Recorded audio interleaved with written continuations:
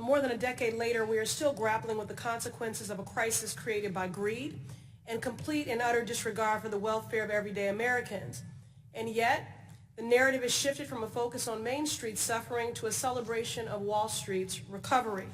In the district that I represent, the Massachusetts 7th, a study by the Pew Research Center shows that from 2005 to 2009, median wealth among Hispanic households fell by 66%, by 53% among black households, 31% among Asian households, and by 16% among white households. These families were often the target of subprime lending, yet have never been repaid. Your bank shareholders are reaping record profits while there is little evidence these lower income individuals and communities of color are anywhere near close to recovering. In fact, just yesterday, we were discussing the ongoing prevalence of redlining and other discriminatory practices, despite the fact that 98% of banks are passing CRA examinations. This is exacerbating the wealth gap in Massachusetts and across the country. Today, I want to dig a bit deeper and resurface a report from 2016 which addresses pinklining. Are any of you familiar with the phrase pinklining? Well, women are 30 to 46% more likely to receive subprime mortgage loans during the financial crisis than men. And black women were 256% more likely to receive subprime loans than white men. 256%. Mr. Dimon, you co-wrote a piece recently entitled Advancing Black Pathways and spoke about how you wanted to address the racial wealth gap. That is wonderful.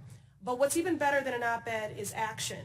So for the purposes of the record, could you clarify, in 2017, J.P. Morgan agreed to a $53 million settlement with the DOJ pertaining to allegations of what? I don't recall. Okay. Discriminatory mortgage lending practices. In the time since, what tangible changes have you made to your bank's lending practices?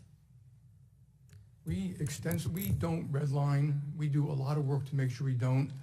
In the auto business, in fact, we do reverse redlining. We try to make sure that we reduce people's rates based upon that Bayes calculation that gets done.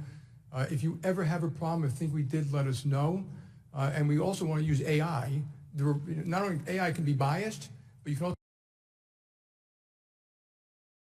use AI to try to do more lending mortgages to the black community.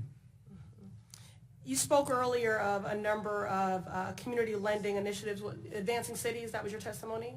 Yes. Correct? Okay.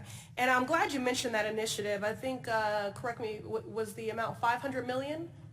Advancing Cities is $350 million over 5 years. One more time? $350 million over 5 years. 350 over 5 years. It sounds like a lot of money for community groups that are eager for funding. However, comparatively, it doesn't sound as generous when you think about the fact that over $43 billion have been paid by your bank in fines in just this decade since the financial crisis.